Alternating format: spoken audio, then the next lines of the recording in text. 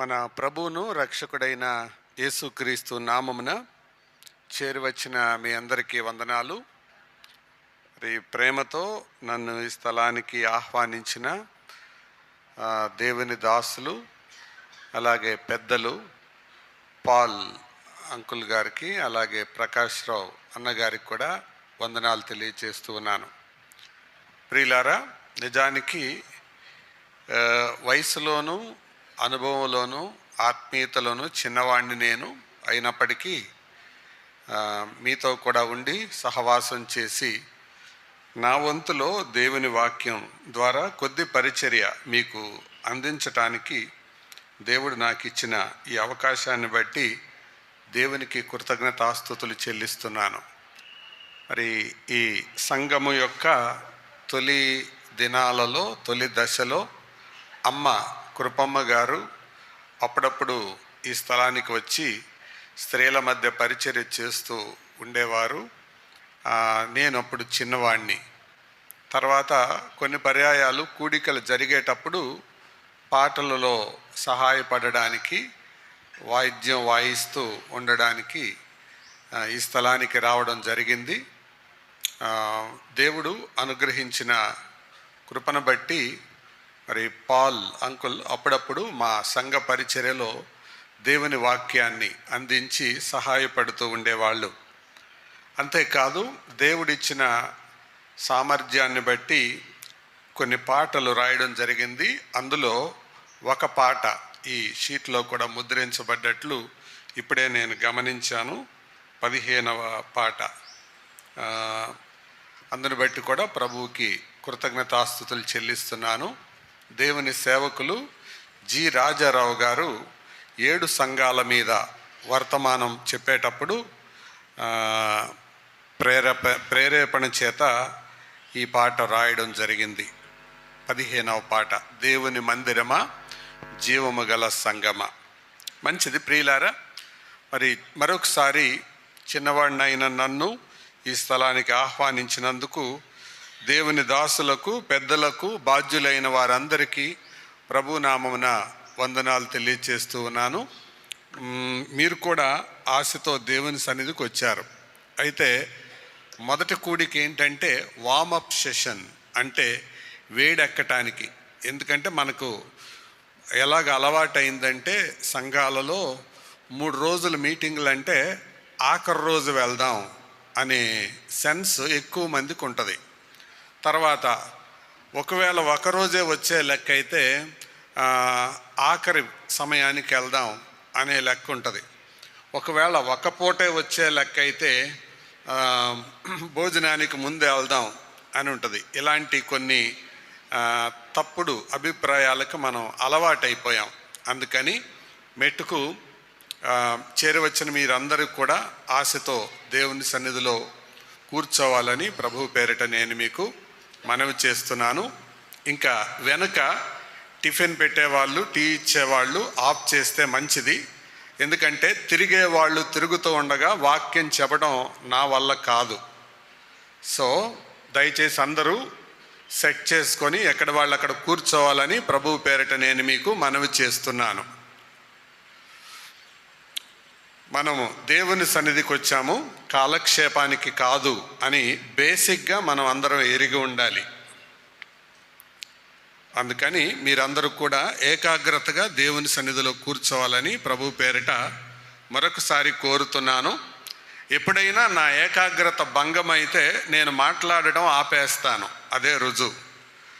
కాబట్టి ఏకాగ్రతగా దేవుని సన్నిధిలో కూర్చోవాలని ప్రభు పేరిట మీకు మనవి చేస్తూ, యాకోబు పత్రిక 2వ అధ్యాయం, యాకోబు పత్రిక 2వ అధ్యాయం 26వ వచనం నేను చదువుతాను. యాకోబు పత్రిక 2వ అధ్యాయం 26వ వచనం. ప్రాణము లేని శరీరం ఎలాగు మృతమో అలాగే క్రియలు లేని విశ్వాసమును మృతము. కలిసి చదువుదామా? ప్రాణము లేని శరీరం ఎలాగు మృతమో అలాగే క్రియలు లేని విశ్వాసమును మృతము. చదవబడిన ఈ లేఖనం దేవుడు మనందరి వినికిడిలో దీవించినట్లు చిన్న ప్రార్థన చేద్దాం.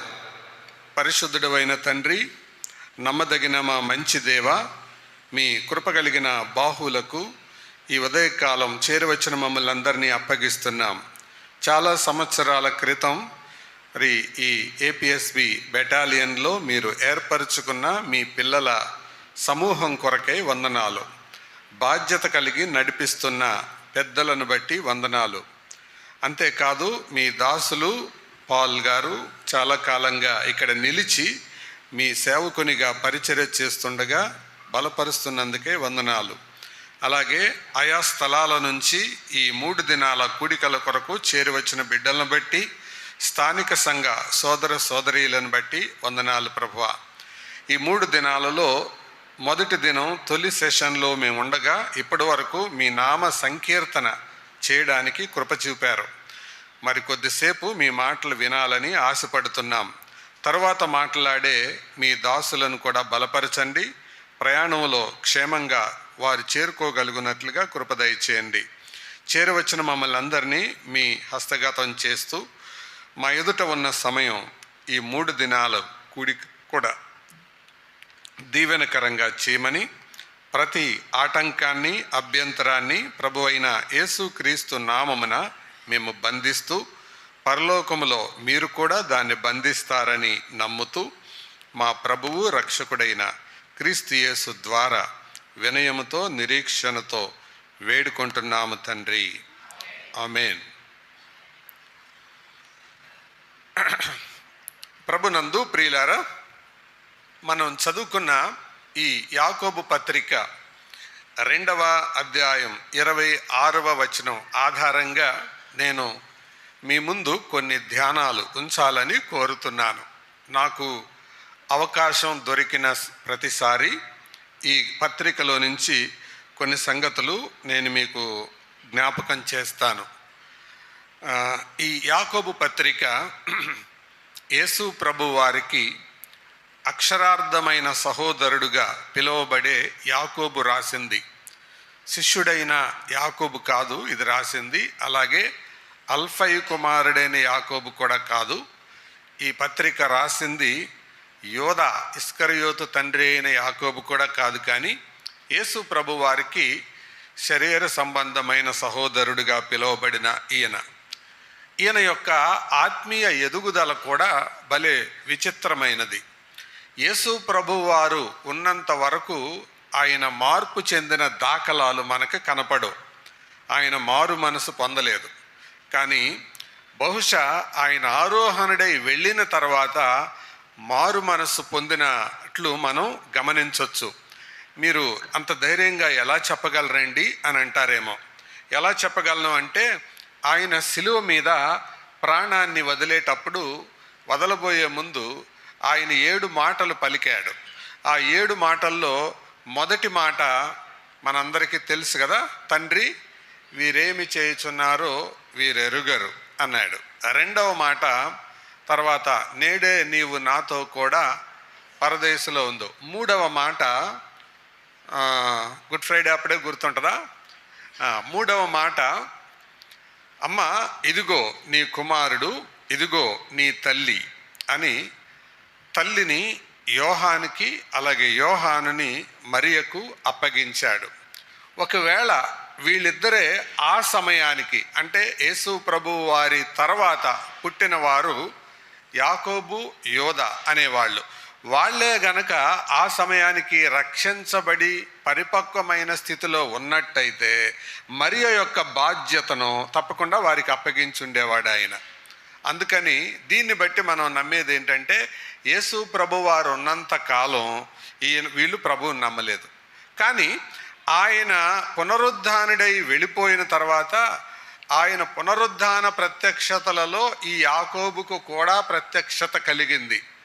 అది మనకెలా తెలుసు అంటే, అపోస్తలుడైన పౌలే రాశాడు. చూద్దాం రండి ఆ మాట. కొరింథీయులకు రాసిన మొదటి పత్రిక 15వ అధ్యాయం. కొరింథీ మొదటి పత్రిక 15వ అధ్యాయం 5వ వచనం నుండి చదువుతున్నాను. ఆయన కేఫాకును తరువాత 12 కనబడెను. అటు పిమ్మట 500కు ఎక్కువైన సహోదరులకు ఒక్క సమయమందే కనపడెను. వీరిలో అనేకులు ఇప్పటి వరకు నిలిచి ఉన్నారు, కొందరు నిద్రించిరి. 7వ వచనాన్ని నాతో కలిపి చదవండి. తరువాత ఆయన ఎవరికి? యాకోబునకు కనబడెను. అంటే ఆయన పునరుద్ధాన ప్రత్యక్షత ఆయన తర్వాత పుట్టిన యాకోబుకు కూడా దొరికింది. అప్పుడు మారాడనమాట యాకోబు. అప్పుడు ఆయనలో విశ్వాసం స్థిరపడింది. కానీ విచిత్రమైన సంగతి ఏంటో తెలుసా? ఆలస్యంగా యేసు ప్రభువును నమ్ముకున్న, చాలా గట్టిగా నమ్ముకున్నాడు, చాలా త్వరగా పెరిగాడు యాకోబు, చాలా వేగంగా పెరిగాడు. ఆ మాట మీరు ఎలా చెప్పగలరు అంటారేమో. గలతీ పత్రికలోనికి రండి. గలతీ పత్రిక, గలతీయులకు రాసిన పత్రిక 2వ అధ్యాయం, దాంట్లో ఒక వచనం ఉంటుంది. 9వ వచనం చదువుతారా? చదవండి. 9. సున్నతి పొందిన వారికి కలగజేసిన వాడే అన్యజనులకు అపోస్తలనవుటకు నాకును సామర్థ్యము కలగజేసినని వారు గ్రహించినప్పుడు, తర్వాత మాట గమనించండి, అందరు కలిపి చదువుదాం. స్తంభములుగా ఎంచబడిన యాకోబు, కేఫా, యోహాను అనువారు. ఎవరెవరు? యాకోబు, కేఫా, యోహాను. కేఫా అంటే ఎవరు? పేతురు. యోహాన్ అంటే మనకు తెలుసు, శిష్యుడైన యోహాను. ఇప్పుడు ఈయన యొక్క ఆత్మీయ ఎదుగుదల ఎంత బాగుందంటే,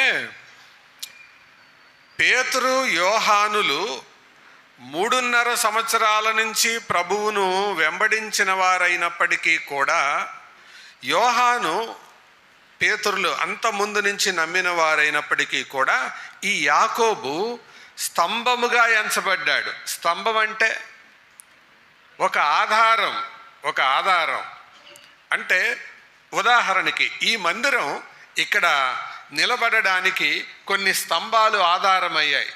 ఇక్కడ ఒక స్తంభం, ఇక్కడ ఒక స్తంభం, ఈ వైపున, నా కుడి వైపున కొన్ని స్తంభాలు ఉన్నాయి, ఎడమ వైపున కొన్ని స్తంభాలు ఉన్నాయి. ఈ స్తంభాల మీద నిలబడింది. అలాగే ఆది సంఘములో కొంతమంది స్తంభములుగా ఎంచబడ్డారు. పేతురు, యోహాన్ అనేవారు యేసు ప్రభు శిష్యులలో ప్రియమైన శిష్యులని మనందరికీ తెలుసు.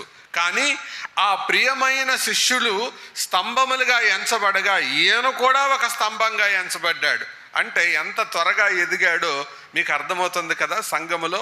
అలా ఎదగటానికి కారణం ఏంటంటే, యాకోబు యొక్క ఆచరణాత్మకమైన, క్రియాపూర్వకమైన విశ్వాసం. అంటే చాలా వేగంగా పెరిగాడు, చాలా త్వరగా పెరిగాడు, చాలా గట్టిగా పెరిగాడు. ఎంత గట్టిగా పెరిగాడంటే, అసలు కొన్ని పర్యాయాలు మనం గమనిస్తే పేతురు కంటే, యోహాను కంటే చాలా గంభీరంగా దేవుని వాక్యం కొరకు నిలబడే వ్యక్తిగా ఈ యోహాను పెరిగాడు. అందుకే పౌలు స్తంభములుగా ఎంచబడిన 3 పేర్లు చెబుతూ, ఆ 3లో మొదట ఎవరి పేరు చెప్పాడు? యాకోబు పేరు చెప్పాడు. అంటే ఆయన ఎదుగుదల అంత వేగంగా ఉంది. ఇక్కడున్న మనందరికీ ఒక పాఠం, ఒక ప్రోత్సాహం. యేసు ప్రభు వారు మనల్ని గమనించేటప్పుడు మన యొక్క సీనియారిటీ చూడడు, మన యొక్క సిన్సియారిటీ చూస్తాడు. మన యొక్క వయస్సును బట్టి ఆయన విలువిచ్చేవాడు కాదు, ముఖాన్ని బట్టి నరులను లక్ష్య పెట్టేవాడు కాదు. కానీ దేవునికి లోబడి ఆయనకు అందుబాటులో ఉండే విధానాన్ని ఆయన గమనిస్తాడు. అందుకే ఒక అనుభవపూర్వకమైన భక్తుడు ఇలాగన్నాడు, దేవునికి కావలసింది అనుభవపూర్వకమైన ఏలీలు కాదు, ఆయన మాట వినే సమూయేలులు. దేవునికి కావలసింది ఎవరు? అనుభవాలు చెప్పుకుంటూ బతికే ఏలీలు కాదు. కావలసింది ఎవరు? చిత్తము నీ దాసుడు ఆలకించుచున్నాడు, ఆజ్ఞయము అని ఆయనకు అప్పగించుకునే సమూయేలు లాంటి వాళ్ళు కావాలి. అందుకే దేవుడు ఏలీతో మాట్లాడటం మానేశాడు, సమూయేలుతో మాట్లాడాడు. సమూయేలు సమూయేలు అని పిలిచాడు, కానీ ఏలీ దగ్గరికి వెళ్ళడానికి, ఏలీని పిలవడానికి ప్రభువుకి ఇష్టం లేక ఏలీ దగ్గరికి ఒక దైవజనుడిని పంపించాడు. మీరు 1 సమూయేలు గ్రంథం 2వ అధ్యాయం మీరు చదువుకుంటే ఆ మాట అర్థమవుతుంది. ఇప్పుడు మనం చూడొద్దు. కాబట్టి యాకోబు కూడా ఈ ఉదయకాలం మనం గమనించవలసిన సంగతి ఏంటంటే, ఆలస్యంగా రక్షించబడిన చాలా వేగంగా ప్రభువులో ఎదిగాడు, సంఘానికి ఒక స్తంభంలాగా తయారయ్యాడు. అయితే ఈరోజు ఒక ఆచరణాత్మకమైన ప్రశ్న మనం వేసుకుందాం. ఇక్కడ సంఘములో ఉదాహరణకి షాలేము వాళ్ళు ఈ కూడిక పెట్టుకున్నారు కాబట్టి షాలేములో ఉన్న విశ్వాసులందరికీ నేను ఒక ప్రశ్న ఈ ఉదయకాలం సంధించాలని కోరుతున్నాను.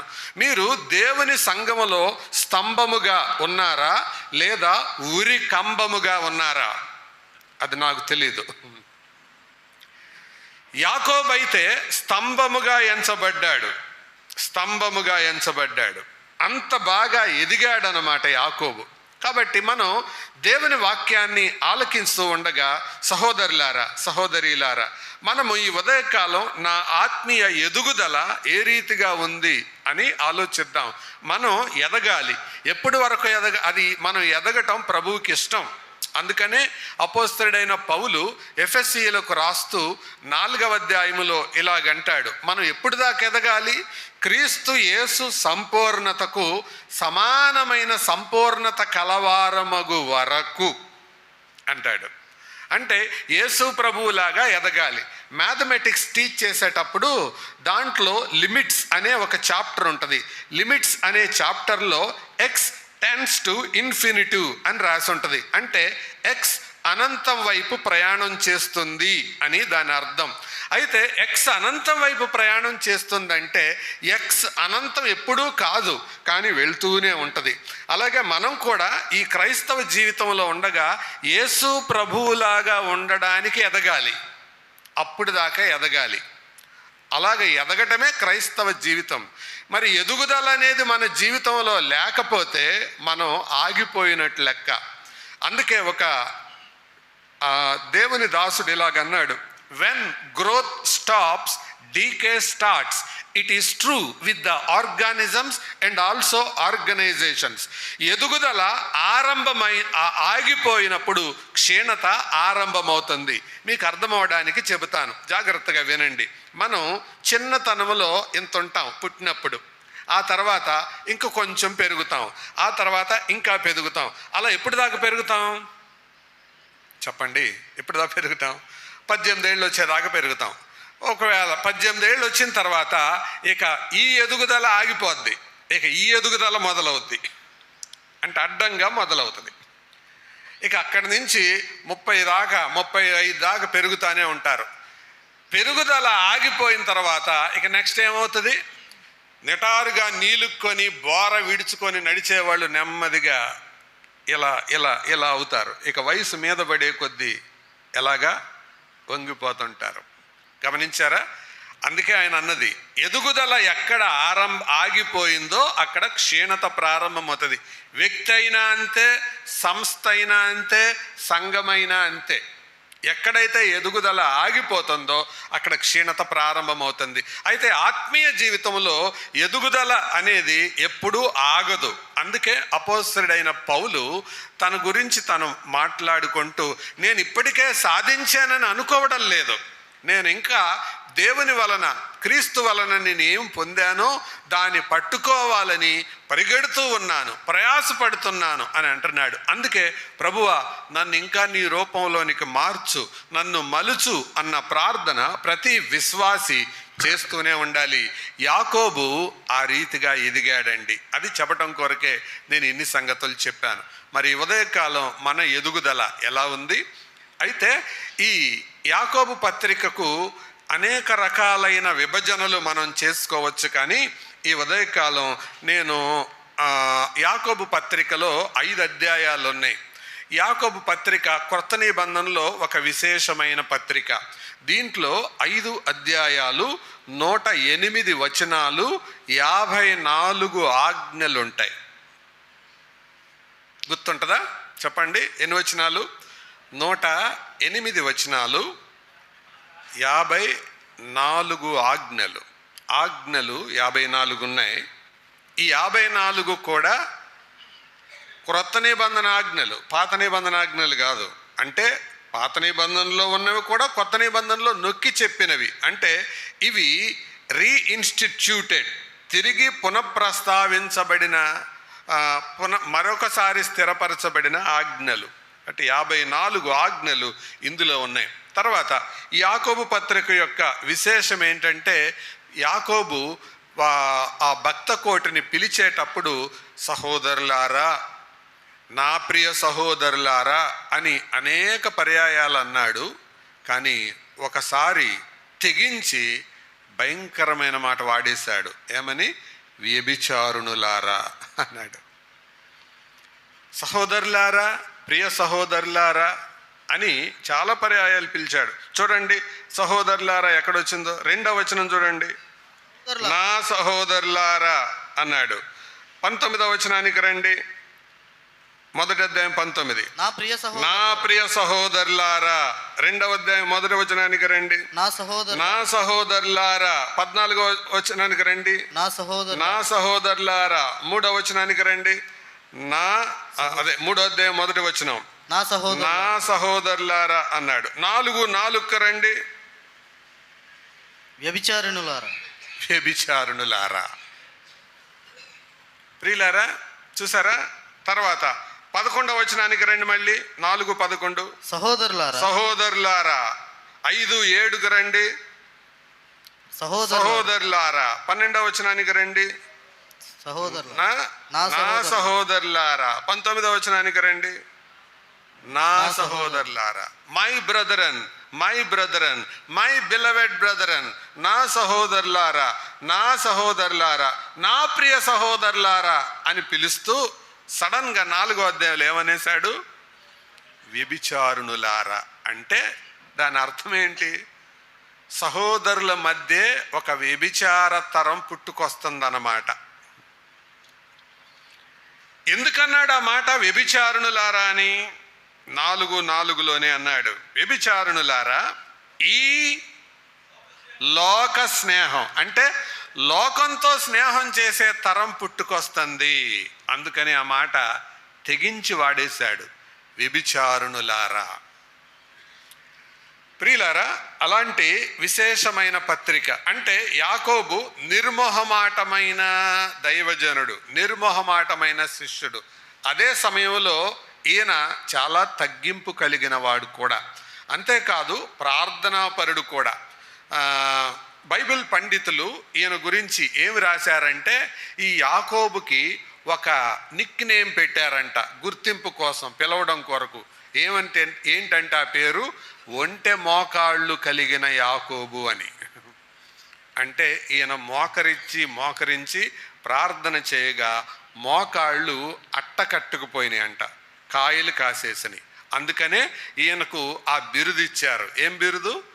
ఒంటె మోకాళ్ళు కలిగిన యాకోబు. అంటే అంత గొప్ప ప్రార్థనాపరుడు, ఎదుగుదల కలిగిన వాడు, నిర్మోహమాటమైన వ్యక్తిత్వం కలిగిన వాడు, ప్రార్థనాపరుడు, దీనుడు కూడా. దీనుడు అని మనం ఎట్లా చెప్పగలమంటే, 1వ అధ్యాయం 1వ వచనానికి రండి. దేవుని యొక్కయు ప్రభువైన యేసుక్రీస్తు యొక్కయు దాసుడునైన యాకోబు. మామూలుగా అయితే ఏమనాలి? ప్రభువైన యేసుక్రీస్తు యొక్కయు సహోదరుడునైన యాకోబు అనాలి. అంటే ఆయనతో ఏదో ఒక లింక్, ఏదో ఒక సంబంధాన్ని ఏర్పరచుకోవాలి. కానీ ఆ పేరు ఎత్తలా, దాసుడు అంటున్నాడు. అంటే నేను ఆయన దాసుణ్ణి అని చెప్తున్నాడు. అది కూడా ఎంత వినయంగా చెప్తున్నాడు చూసారా? మా అన్న అని చెప్పొచ్చు, కానీ ఏం చెప్తున్నాడు? దాసుణ్ణి. మనకే గనక చంద్రబాబు నాయుడు గారు దూరపు బంధువు అనుకోండి, నిజంగా కాదు, ఊరికి అనుకోండి. మామూలుగా మనం ఎవరితో అని చెప్పేటప్పుడు ఏం చెప్తాం? అది సందర్భం ఉన్నా లేకపోయినా ఏదో ఒక రకంగా మన లింక్ ఆయనకున్నట్టు అవతల వాళ్ళతో సంభాషణ మాట్లాడేటప్పుడు ఏదో ఒక రకంగా చెప్పడానికి ప్రయత్నం చేస్తుంటాం. ఒకవేళ తెలియకపోయినా బీరకాయ పీస్ అయినా కలిపేస్తాం. బీరకాయ పీస్ సంబంధమైన కలుపుతాం. అదండి ఆయన మా ఇంటి పక్క తాత ఉండేవాడండి, ఆయనకు ఒక డ్రైవర్ ఉండేవాడు, ఆ డ్రైవర్కి పెదనాన్న ఉండేవాడు, ఆ పెదనాన్న చంద్రబాబు నాయుడు గారి ఆఫీసులోనే ఒక ప్యూన్ పని చేస్తుంటాడండి అని. అంటే ప్యూన్ పని చేసే చంద్రబాబు నాయుడు గారి ఆఫీసులో సంబంధం కలపడం కోసం ఎంత చేవతాడంత భారతం తీస్తామో మన అలవాటు అది. కానీ యాకోబు యేసుప్రభు గురించి చెప్పేటప్పుడు ఎంత మంచిగా అన్నాడండి ఆ మాట, యేసుక్రీస్తు యొక్క దాసుడను, ఐఎమ్ ఓన్లీ ఎ సర్వెంట్. ఇంగ్లీష్లో దాసుడు అన్న పదం బాండ్ సర్వెంట్ అని ఉంటుంది, మూల భాషలో జ్యూలాస్ అని ఉంటుంది, బానిస అని అర్థం. అంటే తను కేవలం దేవుని కొరకు పనిచేసేవాడు మాత్రమే కానీ హక్కులు కోరుకునేవాడు కాదు అనేది ఆ మాట యొక్క అర్థం. ఇటువంటి గొప్ప లక్షణాలు యాకోబులో ఉన్నాయి. ఈ ఉదయకాలం ఈ ప్రారంభ సెషన్లో మనల్ని మనం ఒకసారి పరీక్షించుకుందాం. 2024 అంతా నా ఆత్మీయ ఎదుగుదల ఎలా ఉంది అని. మా ఇంటి దగ్గర ఒక ఆవిడ ఉండేది. ఆ ఆవిడ వాళ్ళకి ఒక కొడుకున్నాడు, వాడికి 20 సంవత్సరాలు, 20 years. 20 సంవత్సరాల వయసులో వాడు ఆ తల్లి ఎంత బాధపడుతుండేదంటే, నాకంటే లావు ఉండేవాడు, ఇప్పుడు లేడులేండి చనిపోయాడు, నాకంటే ఒక జానుడు ఎత్తుండేవాడు. ఆ తల్లి ఆ కొడుకును ప్రతిరోజు బ్రష్ చేపించాలి, తర్వాత టిఫిన్ పెట్టాలి, ఆవిడే స్నానం చేపించాలి, ఈవిడే బట్టలు మార్చాలి, ఈవిడే వాడికి అన్నీ చూడాలి. ఎందుకంటే వాడికి వయసుకైతే 20 సంవత్సరాలు వచ్చినాయి కానీ మనసు ఎదగల. అప్పుడు ఒకానొక పర్యాయం ఆవిడతో మాట్లాడుతుండగా చాలా బాధతో ఏడుస్తూ మా అమ్మతో చెప్పింది, వదినమ్మ ఈయన ఎలా చూసుకోవాలో నాకు అర్థం కావట్లేదు అని. అంటే అప్పుడే అమెరికా దేశం నుంచి డాక్టర్లు కొంతమంది వచ్చారు. ఆ డాక్టర్లకి ఈయన ఒకసారి చూపించు అని అన్నారు. ఆ డాక్టర్లకు చూపించడానికి తీసుకెళ్లారు. ఈ చిన్న పిల్లవాడిని, ఈ 20 సంవత్సరాల యవనస్తుడిని చూపించి కూర్చోబెట్టారు. ఒకసారి లే అన్నారు, లేచాడు. మళ్ళీ కూర్చో అన్నాడు, కూర్చున్నాడు. వాళ్ళని చూసి వికిలిస్తున్నాడు, నవ్వుతున్నాడు. మళ్ళీ లే అన్నారు, లేపారు. కూర్చో అన్నారు, కూర్చున్నారు. వెంటనే డాక్టర్ గారు చెప్పారు, ఒక 2 ఏళ్లలో ఈ కుర్రోడు చచ్చిపోతాడు అని. ఆ తల్లి కళ్ళకు కన్నీరికి ఇక విశ్రాంతి లేదు, ఏడుస్తూనే ఉంది. అలాగని చంపుకోలేదు, అలాగని ఓర్చుకోలేదు. అరే 20 సంవత్సరాలు వయసు వచ్చిన కొడుకు ఇంట్లో భారం భరించాలి కదా, కానీ వీడికి నేను చేసి పెట్టాల్సి వస్తుంది. నన్ను బండి మీద ఎక్కించుకొని మార్కెట్ కన్నా తీసుకెళ్ళాలి కదా, కానీ వీడికి నేను కావలసినవన్నీ చూడాల్సి వస్తుంది. నేను ఎప్పుడైనా లేవకపోతే కనీసం ఈ వయసులో ఉన్నవాడు టీ అన్నా పెట్టివ్వాలి కదా, కానీ వీడు అది చేయలేకపోతున్నాడు. వీడికి బ్రష్ చేపించాల్సి వస్తుంది, స్నానం చేపించాల్సి వస్తుంది. ఆలోచించండి ఆ తల్లి మనసు ఎలా ఉంటుందో. ఈ ఉదాహరణ నేను ఎందుకు చెప్పానంటే, సంఘములో మనం ఎదగకపోతే రెండిటికే పనికొస్తాం, ఎదగని వాళ్ళు రెండిటికి పనికొస్తారు. ఎందుకో తెలుసా? కన్న తల్లి ఏడవడానికి, చూసేవాళ్ళు నవ్వడానికి. ఎందుకు పనికొస్తారు చెప్పండి? కన్న తల్లి ఏడవడానికి, చూసేవాళ్ళు నవ్వడానికి. అందుకే ఇలాంటి వాళ్ళకి ఎక్కడిస్తారో తెలుసా? సర్కస్లో బఫూన్లు అంటారు. ఎవరాళ్ళు? పెరగని వాళ్ళు. వాళ్ళు అన్నీ కోతివేషాలు వేయడానికి, ప్రజలను నవ్వించడానికి, దానికే పనికొస్తారు. కాబట్టి మనం ఈ మాటలన్నీ నేను ఎందుకు చెబుతున్నానంటే, మనము సంఘములో ఉన్నప్పుడు ఎదగకపోతే మనల్ని దేవుని వాక్యం ద్వారా పోషించే దేవుని దాసులు, నాయకులు మన గురించి ఏడవడానికి, తర్వాత లోకం మనల్ని చూసి ఎగతాళి చేయడానికి, అందుకే పనికొస్తాం. కానీ యాకోబు అలాంటోడు కాదు, ఎదిగాడు. ఆలస్యంగా నమ్మినా త్వరగా ఎదిగాడు. యాకోబు జీవితంలో హెచ్చు తగ్గులు లేవు. పేతురు జీవితంలో ఉన్నాయి, ఎత్తుపల్లాలు ఉన్నాయి. కొన్ని పర్యాయాలు చురుగ్గా ఉంటాడు, కొన్ని పర్యాయాలు మందంగా ఉంటాడు, కొన్ని పర్యాయాలు దుడుగ్గా ఉంటాడు, కొన్ని పర్యాయాలు అబద్ధం ఆడతాడు. అయినా లేచాడులేండి చివరకు. ఎత్తుపల్లాలు ఉన్నాయి. తర్వాత యోహాను జీవితంలో కూడా కొన్ని పర్యాయాలు మనకు కనపడతాయి. ఉరిమేడువాడు అనే బిరుదు పొందాడు, అన్నదమ్ములు ఇద్దరు పొందారు. ఆ జత వేరు, యోహాను యాకోబు వాళ్ళు జబదయి కుమారులు. వాళ్ళు ఉరిమేడు వారు, అంటే కొంచెం దుడుకు స్వభావం కలిగిన వారు, నోరు కుదరదు, అలాంటిది ఉంది. కానీ తర్వాత మార్పు చెందాడు, యేసు ప్రభువుకు ప్రియుడైన శిష్యుడయ్యాడు. కానీ యాకోబు విషయంలో అది మనకు కనపడదు. రక్షణ పొందిన దగ్గర నుంచి నో టర్నింగ్ బ్యాక్, వెనక్కి తిరగడం లేదు, అందుకే పెరిగాడు. చిన్నతనంలో మీకు ఒక కథ చదివి ఉంటారు, జ్ఞాపకం ఉందా? కుందేలు తాబేలుకి రెండిటికి ఏం పెట్టారు? పరుగు పందెం పెట్టారు. బాగా గుర్తుంటుంది కదా. కుందేలు తాబేలుకు పరుగు పందెం పెడితే సహజంగా ఎవరు గెలవాలి? కుందేలు గెలవాలి లెక్క ప్రకారం. కానీ ఎవరు గెలిచారు? తాబేలు. ఎందుకు గెలిచింది? కుందేలులో నిర్లక్ష్యం ఉంది.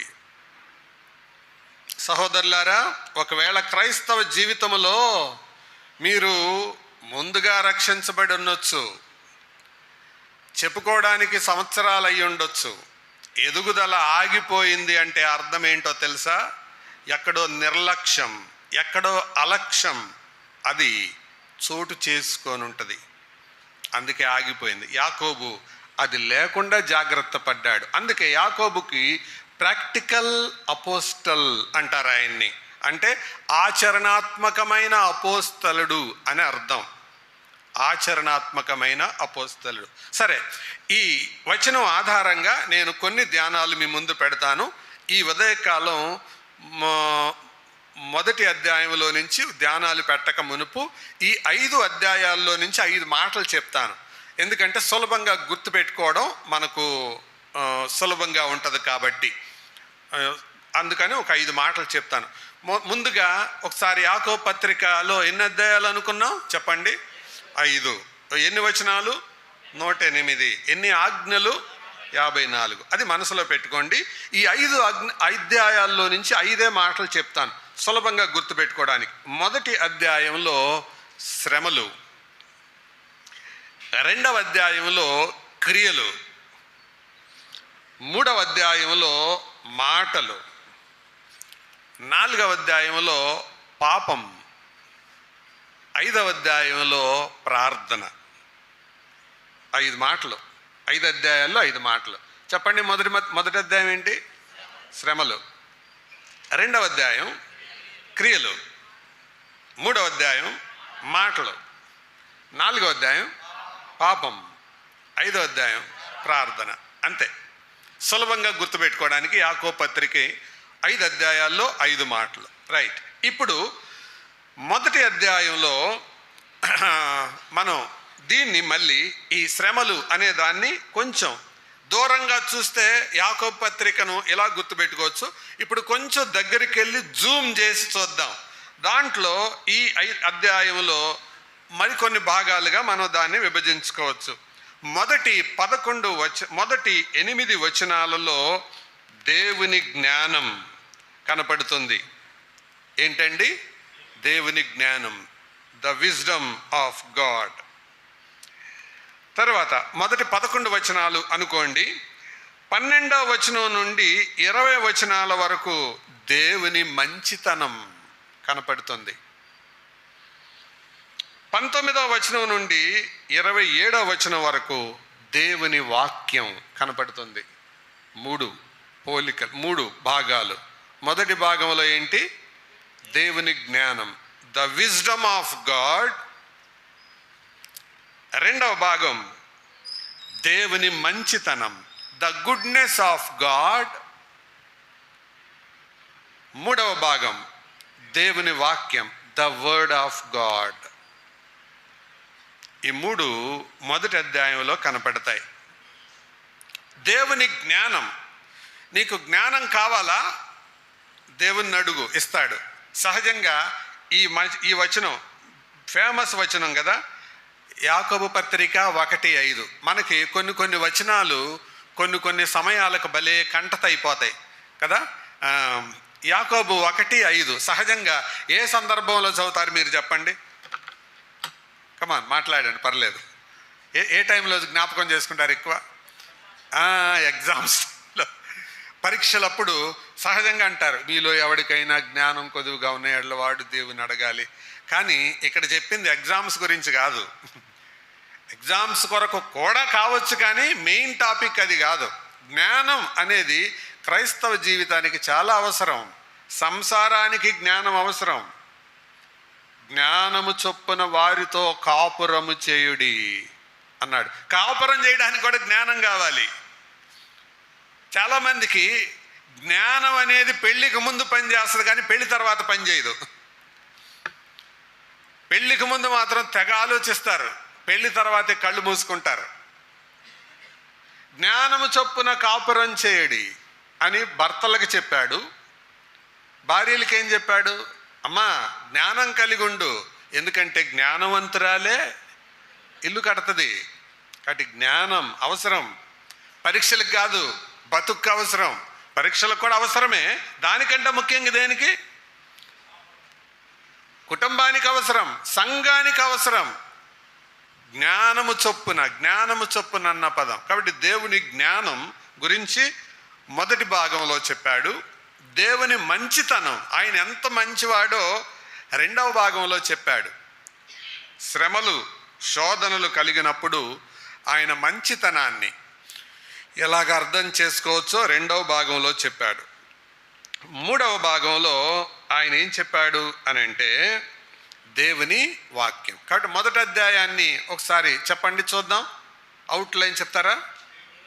దేవుని జ్ఞానం, దేవుని మంచితనం, దేవుని వాక్యం. ఇంకొకసారి, దేవుని జ్ఞానం, దేవుని మంచితనం, దేవుని వాక్యం. దేవుని జ్ఞానం అర్థమైన వాడు విఫలం కాడు.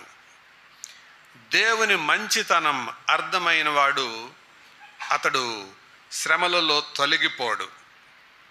దేవుని వాక్యం అర్థమైన వాడు అస్థిరుడిగా ఉండడు.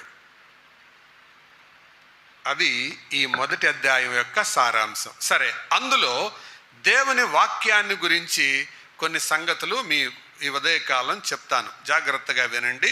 నేను మొదటి జ్ఞానం గురించి మాట్లాడలేదు, మంచితనం గురించి కూడా మాట్లాడలేదు. దేవుని వాక్యం, ద వర్డ్ ఆఫ్ గాడ్, దేవుని వాక్యం. ప్రియులారా, మనం ఒక దేవుని సేవకుడు ఇలాగన్నాడు, our attitude towards God of word depends on our attitude towards the word of God. తెలుగులో దాని అర్థం ఏంటంటే, దేవునిని మనము ఎలాగ ప్రేమిస్తున్నామో తెలుసుకోవాలంటే దేవుని వాక్యాన్ని ఎంత ప్రేమిస్తున్నామో తెలుసుకుంటే చాలు. దేవుని పట్ల నిజంగా నువ్వు ప్రేమ ఉంది అంటే దేన్ని బట్టి తెలుసుకోవచ్చు? వాక్యం పట్ల నీకున్న ప్రేమను బట్టి తెలుసుకోవచ్చు. దేవుని వాక్యం పట్ల నీకు ప్రేమ లేదనుకో, దేవుని పట్లే ప్రేమ లేనట్టు అర్థం. ఎందుకో తెలుసా? యోహాను సువార్త మొదటి అధ్యాయం ఇలా చెబుతుంది, ఏమని? ఆదియందు వాక్యం ఉండెను, వాక్యము దేవుని యొద్ద ఉండెను, వాక్యము దేవుడై ఉండెను, ఆ వాక్యమే శరీరధారి అయి కృపా సత్య సంపూర్ణుడిగా మన మధ్య నివసించాను. అందుకే దేవుని సేవకులు శ్యాంబాబు గారు వాక్యం చెప్పేటప్పుడు నా చిన్నతనంలో విన్నాను ఈ మాట, యేసు ప్రభువుకున్న పేరుల్లో ఒక పేరు వాక్యం గారు అంట. ఆయన పేరేంటి? వాక్యం గారు. మనం మామూలుగా యేసు ప్రభు అంటాం, ఆయన వాక్యం is the word of God. ఆయనే వాక్యం, ఆయన వాక్యం. కానీ దేవుని పట్ల మనకు గౌరవం ఉంది అని అనడానికి రుజువేంటో తెలుసా? వాక్యం పట్ల మన శ్రద్ధ. కానీ వాక్యం పట్ల మనకి చాలాసార్లు శ్రద్ధ ఉండదు కదా. ఈ మాట పాత నిబంధనలో 2 పర్యాయాలు నేను మీతో చదివిస్తాను, రండి. నిర్గమాకాండం 23వ అధ్యాయం. నిర్గమాకాండం 23వ అధ్యాయం 21వ వచనాన్ని, ఆయన సన్నిధిని జాగ్రత్తగా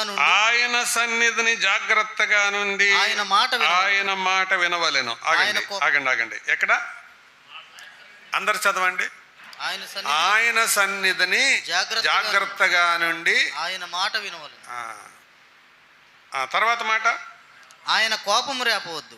ఎందుకు ఆయన కోపం వస్తుంది? ఇప్పుడు ఈ మాట చదివారు కదా, దాన్ని బట్టి చెప్పండి. 2 కారణాలు ఉన్నాయి అక్కడ. దేవునికి కోపం ఎందుకు వస్తుంది? 2 కారణాల్లో మొదటి కారణం ఏంటి? ఆయన సన్నిధిలో జాగ్రత్తగా లేకపోవడం. రెండోది ఆయన మాట వినకపోవడం. అంతే. కొంతమంది దేవుని సన్నిధికి వస్తారు కానీ దేవుని సన్నిధి అన్నట్లే కూర్చోరు.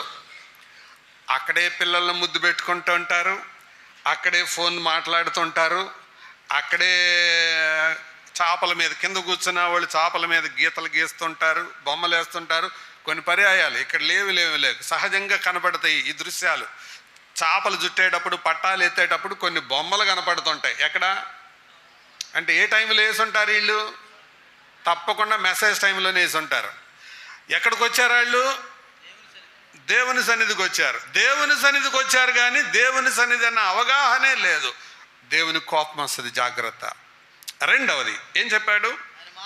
ఆయన మాట వినవలెను. అంటే దేవుని మాట విననప్పుడు కూడా దేవునికి ఏమొస్తుంది? కోపం వస్తుంది. సోదరులారా, సోదరీలారా, తమ్ముడు వాటర్ ఆపేసేయండి ప్లీజ్, లేదంటే నేను పాట పాడిస్తాం, తర్వాత మీరు వాటర్ ఇచ్చిన తర్వాత మళ్ళీ మొదలు పెడదాం.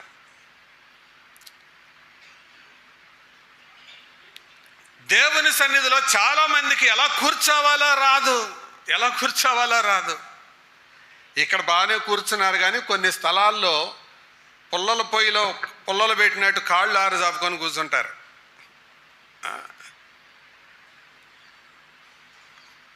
దేవుని సన్నిధి అన్న ఇంగిత జ్ఞానం చాలా మందికి లేదు. జాగ్రత్త. దేవుని సన్నిధిలో ఆయన మాట వినకపోతే దేవుని కోపం వస్తుంది. ఆయన సన్నిధిలో జాగ్రత్తగా లేకపోతే, మళ్ళీ చదువుదాం రండి. ఆయన సన్నిధిని జాగ్రత్తగా నుండి ఆయన మాట వినవలెను, ఆయన కోపము రేపవద్దు. ఆయన మాట వినకపోతే ఆయన కోపం రేగుతుంది. తర్వాత ఏమన్నాడు చూడండి, మీ అతిక్రమములను ఆయన పరిహరింపడు. అంటే అది అతిక్రమం కిందకు వస్తుంది. ఏది? ఆయన సన్నిధిలో అజాగ్రత్తగా ఉండడం, ఆయన సన్నిధిలో జాగ్రత్తగా లేకపోవడం అతిక్రమము కిందకు వస్తుంది సుమా. అది తట్టుకోలేడు, ఆయన తట్టుకోలేడు. కాబట్టి దేవుని సన్నిధి అంటే అది మనం ఎరుగుదాం. ఆయన సన్నిధిలో జాగ్రత్తగా ఉండడం తెలుసుకుందాం. నా చిన్నతనంలో నేను ఒకసారి దేవుని సన్నిధిలో కూర్చున్నాను. ఒక ఇంజనీర్ గారు నా ప్రక్కన కూర్చున్నారు. ఆయన మాటకి చెంప మీద ఇట్లా కొట్టుకుంటే నాకు భలే ఆశ్చర్యం అనిపించింది. ఇదేంటబ్బా ఈయన చెంప మీద ఇలా కొట్టుకుంటున్నాడు. చిన్నతనం అది. ఆ తర్వాత కాసేపటికి సూట్ కేసు తీసి అందులో ఒక ఎండు మిరపకాయ తీసి దాన్ని నలిపి కంట్లో ఇలా పెట్టుకున్నాడు. అయిపోయిన తర్వాత ఏంటండి ఎందుకు మీరు అలా పెట్టుకున్నారు అని అడిగాను. తుఫానికి చెట్లు పడిపోయి 3 రోజులు డే అండ్ నైట్ డ్యూటీస్ చేశాం సుధాకర్. దేవుని సన్నిధికి వచ్చాను, నిద్ర ఆగటం లేదు. అందుకే నన్ను నేనే కొట్టుకుంటున్నాను, కాసేపు మెలకుగా ఉంటున్నాను, కానీ కళ్ళు మూతలు పడుతున్నాయి. మూతలు పడకూడదని ఆ మిరపకాయ కంట్లో పెట్టుకుంటున్నానని. అప్పుడు నాకు కూడా అనిపించింది చర్చిలో కూడా కొన్ని మిరపకాయలు పెడితే బాగుంటుందని. దేవుని సన్నిధి అన్న జ్ఞానం చాలామందికి లేదండి. ఎప్పుడు పడితే అప్పుడు రావడం, ఎలా పడితే అలా కూర్చోవడం, ఏం పడితే అది చెయ్యడం అస్సలు లెక్కలేదు. అందుకే దేవుని సేవకులు జి రాజారావు గారు ఈ మాటలు చెబుతుండేవాడు. సర్కిల్ ఇన్స్పెక్టర్లో పోలీస్ స్టేషన్లో సర్కిల్ ఇన్స్పెక్టర్ భయం ఉంటుంది, స్కూల్లో హెడ్ మాస్టర్ భయం ఉంటుంది, కాలేజీలో ప్రిన్సిపల్ భయం ఉంటుంది, ఆఫీసులో మేనేజర్ భయం ఉంటుంది, చర్చిలో ఎవరి భయం ఉంటుంది అని అడిగేవాడు ఆయన. ఎవరి భయం ఉంటుంది? చాలామంది అంటారు దేవుడి భయం అండి అంటారు. నిజమేనా? దేవుని భయం ఉందా? ఉన్నట్టే ఉందా మన వైఖరి? దేవుని భయం, దేవుని వాక్యం పట్ల అంత శ్రద్ధ, దేవుని సన్నిధి పట్ల అంత ఆసక్తి మనలో ఉందా? అది. కాబట్టి క్రియాసహితమైన విశ్వాసం అంటే అర్థం ఏంటంటే దేవుని వాక్యం పట్ల నీ వైఖరే తెలియజేస్తుంది అంతే. ఆంధ్ర క్రైస్తవ కీర్తనల్లో అద్భుతమైన కీర్తనలు రాసినటువంటి చౌదరి పురుషోత్తం గారు, ఆయన బెంగాలీ బ్రాహ్మణ కుటుంబానికి చెందిన ఆయన, విజయనగరం జిల్లా ఆకుల తంపర అనే గ్రామానికి చెందిన ఆయన ఆ రోజుల్లో అనే సుమారు 100 సంవత్సరాల క్రితం చరిత్ర చెబుతున్నాను, మిషనరీ పరిచర్యలు అంతగా లేవు, దేవుని వాక్యం తెలుసుకోవడానికి అంత అవకాశం లేదు. ఆ వాక్యం కొరకు ఆయన ఆకుల తంపర నుంచి తుని రావాలి. అప్పుడు ప్రయాణ సౌకర్యాలు లేవు. ఎద్దుల బండి కట్టించుకొని క్యారేజ్ తీసుకొని ఆక్కుంటా రాత్రులు నిద్ర చేసుకుంటా 2 రోజులు ప్రయాణం చేసి ఇక్కడికి రావాలి. 3వ రోజుకు చేరతారు. ఆ మాటలు విని ఆ రోజంతా వాక్యం విని మళ్ళా తిరిగి కావలసినవన్నీ కొనుక్కొని మళ్ళీ 2 రోజులు ప్రయాణం చేసుకొని వెనక్కి వెళ్ళాలి దేవుని వాక్యం కొరకు. ఇంత ఆసక్తిగా దేవుని వాక్యాన్ని నేర్చుకున్నాడు కాబట్టే ఆయన రచనల్లో ఆ చక్కదనం, ఆ చిక్కదనం మనకు అర్థమవుతుంది. భాషకు భాష, సంగీతానికి సంగీతం, సందేశానికి సందేశం 3 సమపాళ్లలో నిబిడీకృతమై రాయబడి ఉంటుంది. మీకు తెలుసా? వినరేయో నరులారా అర్థవంతంగా ఎప్పుడన్నా పాడారా? అందులో ఆ పదాల కూర్పు ఎంత బాగుంటుందో తెలుసా?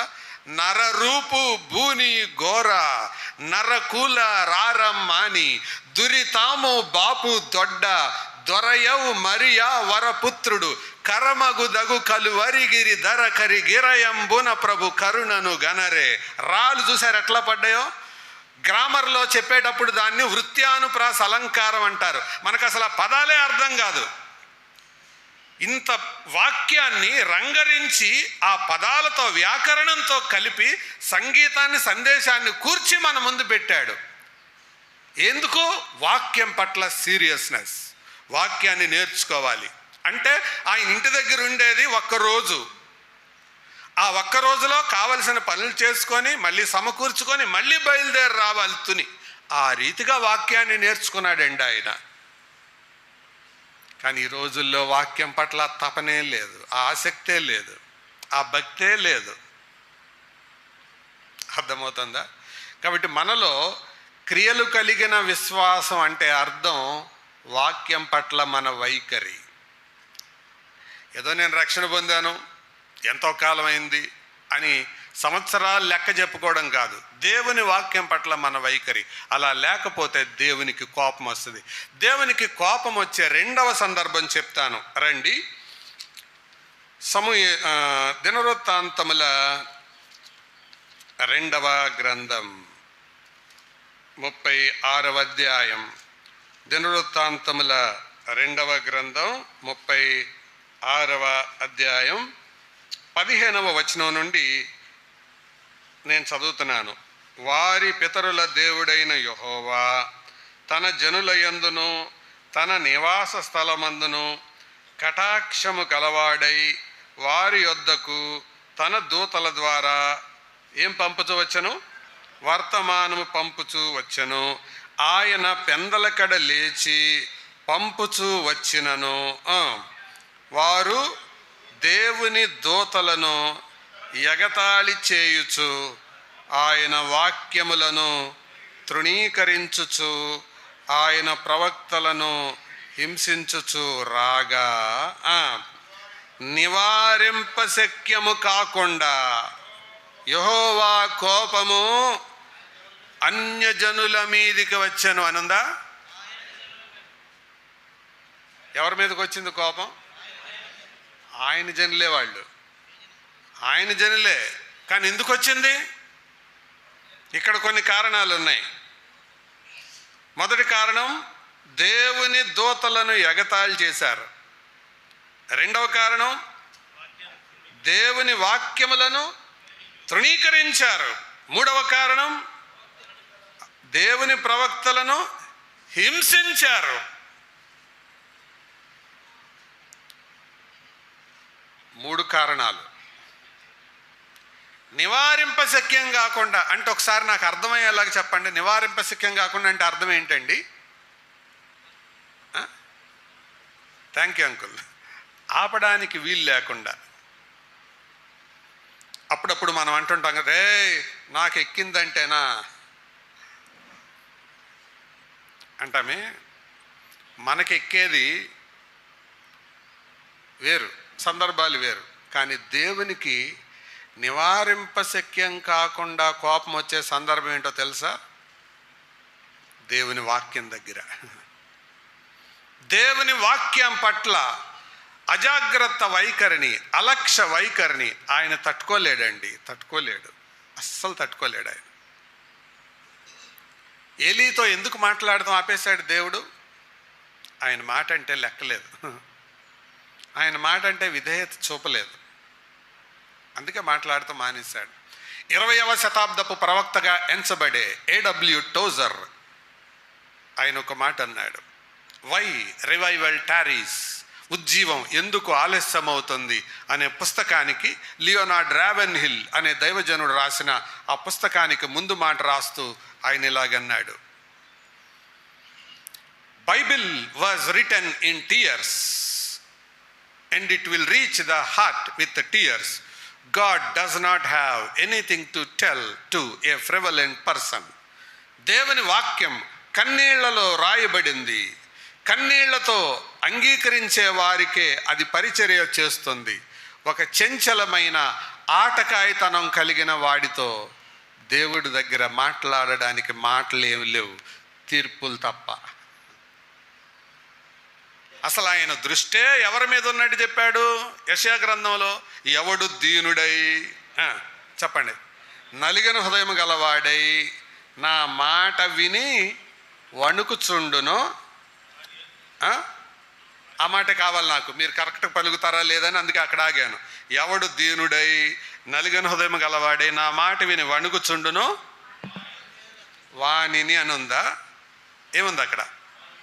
వానినే అంటే దాని అర్థం ఏంటి? నా మాటకి ఎవరైతే వణుకుతారో వాళ్ళనే నేను దృష్టిస్తున్నాను. దాని అర్థం కొంచెం విడదీసి చెబితే ఆయన నా మాటకు వనకని వాళ్ళు నా దృష్టిలో చెత్త రకాలు అని అర్థం. దేవుని మాట అంటే వణుకు మనలో పుట్టకపోతే, ఆ భయం మనలో పుట్టకపోతే మనం దేవుని దృష్టిలో చెత్త అన్నమాట. దేవుని దృష్టి మన మీద లేదు. నేను పొరపాటున చెప్పానేమో అన్నట్టు చూస్తున్నారు మీరు. చూడండి ఆ మాట, యెషయా గ్రంథం రెఫరెన్స్ చెప్తారా? యెషయా గ్రంథం 26వ అధ్యాయం. కాదు తమ్ముడు, 66 అండి, 66:2. అవన్నీ నా హస్తకృతములు, అవి నా వల్ల కలిగినవని యెహోవా సెలవిచ్చుచున్నాడు. తర్వాత మాట, ఎవడు దీనుడై నలిగిన హృదయము గలవాడై నా మాట విని వణుకుచుండునో వానినే నేను దృష్టించుచున్నాను. వానినే అంటే ఏంటి దాని అర్థం? ఇంక వేరే వాడి మీద నా దృష్టి వెళ్ళదు. అటు దేవుని వాక్యం పట్ల మన వైఖరి, మన విశ్వాసం క్రియాపూర్వకమైనదైతే, క్రియలతో కూడినదైతే దేవుని మాటకి ఏం చేస్తాం చెప్పండి? వణుకుతాం. దేవుని సేవకులు భక్త్ సింగ్ గారు ఒకరోజు వాక్యం చెబుతున్నారట. నీ సహోదరునికి విరోధం ఏమైనా ఉంటే లేచెల్లి మొదట సమాధానపడిరా. ఒక ఆయన మధ్యలో లేచి ఆటో వేసుకొని నిన్న కోప్పడిన ఆయన ఇంటికి వెళ్ళాడు. ఎవరు ఆయన అంటే, ఆయన ఆంధ్రప్రదేశ్, తమిళనాడు, తెలంగాణ ఈ 3 రాష్ట్రాలు కలిసి ఉన్నప్పుడు ఉమ్మడి ఆంధ్రప్రదేశ్ ఉండేది. దానికి చీఫ్ కమర్షియల్ రైల్వే మేనేజర్ అంటే ఈ రాష్ట్రాల మొత్తం ఆర్థికమైన ఆదాయం ఆయన చేతిలోనే ఉంటుంది. ఆయన ఇంటికి వెళ్ళాడు ఆదివారం పూట.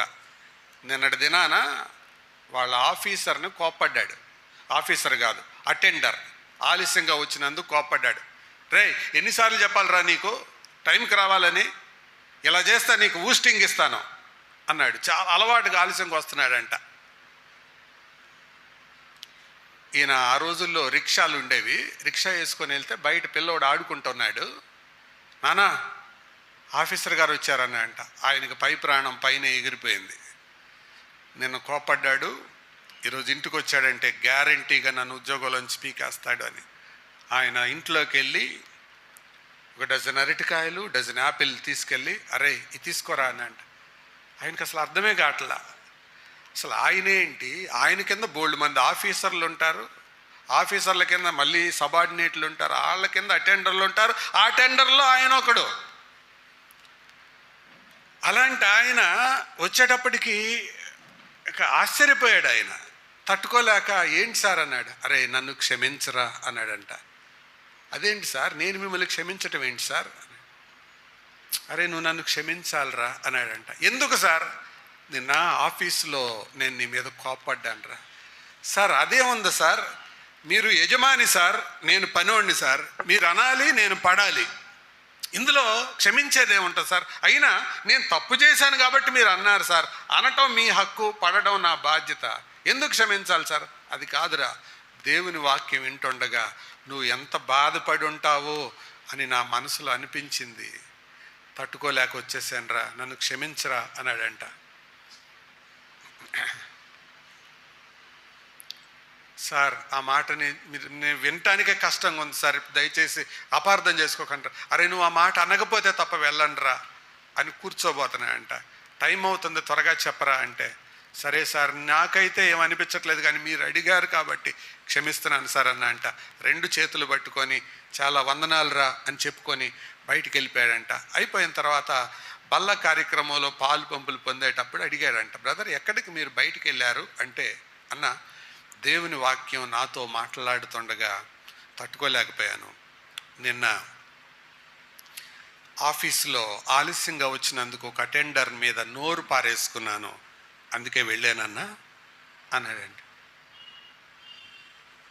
అప్పుడు ఆయన అన్నాడంట, నీకులాగా అందరి విశ్వాసులుంటే సంఘాల్లో సమస్యలు రావురా అన్నాడంట.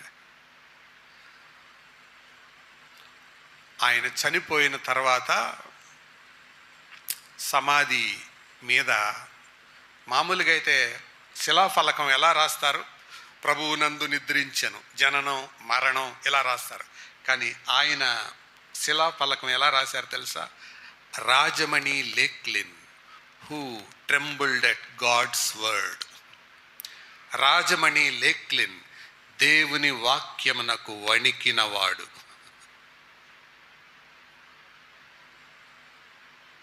దేవుని వాక్యం పట్ల మన వైఖరి ఎలా ఉంది సోదరులారా? వినడం అలవాటైపోయింది. ఆ వాక్యం మనలో తాజాగా దిగటం లేదు. అందుకే యాకోబు అంటున్నాడు, మీది గనక క్రియాపూర్వకమైన విశ్వాసం అయితే దేవుని వాక్యాన్ని బట్టి మీ వైఖరి, మీ ఎదుగుదల చెప్పొచ్చు. అన్నం ఉడికిందని మొత్తం అడుక్కంతా లేపి తెలుసుకోవాలా, లేకపోతే చెప్పండి 2-3 మెతుకులు తీస్తే చాలు ఉడికిందో లేదో చెప్పొచ్చు. మనలో క్రియాపూర్వకమైన విశ్వాసం ఉందని మనిషి అంతా పరీక్ష చేసి చెప్పక్కర్లా. మొదటి వైఖరి వాక్యం పట్ల మన వైఖరి, దాన్ని పరీక్ష చేసి చెప్తే చాలు. దట్స్ ఇనఫ్, అది చాలు. వాక్యం పట్ల మన వైఖరి ఎలా ఉంది? చదువుతున్నారా? ధ్యానిస్తున్నారా? దేవుని వాక్యం పట్ల ప్రతి విశ్వాసి కనీసం 3 వైఖరులు కలిగి ఉండాలి. ఆ 3 వైఖరులు చెప్పి నేను ముగిస్తాను. మిగతా సంగతులు మధ్యాహ్నం పూట విందాం. మొదటి వైఖరి వాక్యాన్ని పఠించాలి. రెండవ వైఖరి వాక్యాన్ని పాటించాలి. మూడవ వైఖరి వాక్యాన్ని ప్రకటించాలి. చెప్పండి. వాక్యాన్ని పఠించాలి, 2 వాక్యాన్ని పాటించాలి, 3 వాక్యాన్ని ప్రకటించాలి. ఈ మూడు చేయకపోతే దేవుని వాక్యం పట్ల నీ వైఖరి సరైంది కాదు. దేవుని వాక్యం పట్ల నీ వైఖరి సరైంది కాకపోతే అసలు దేవుడు పట్లే నీ వైఖరి సరైంది కాదు. ఎందుకంటే దేవుడు ఈజ్ ఈక్వల్ టు వాక్యము. Word of God is equal to God of word. దేవుని వాక్యము ఈజ్ ఈక్వల్ టు వాక్యమైన దేవుడు. దీన్ని బట్టి మనం చెప్పేసేయచ్చండి. వాక్యాన్ని పఠిస్తున్నారా, చదువుతున్నారా? వాక్యాన్ని బాగా పఠిస్తున్నారా? దేవుని సేవకులు జి రాజారావు గారిని ఒకరోజు మాట్లాడుతూ అడిగాను, అంకుల్ మీరు వాక్యాన్ని ఎలా చదువుతారు, ఎలా బోధిస్తారు అంటే, నేను ఏ పుస్తకాన్నైనా బోధించాలి అంటే కనీసం 50 సార్లు చదువుతానన్నాడు. 50 సార్లు చదవకుండా ఆ పుస్తకాన్ని నేను బోధించను.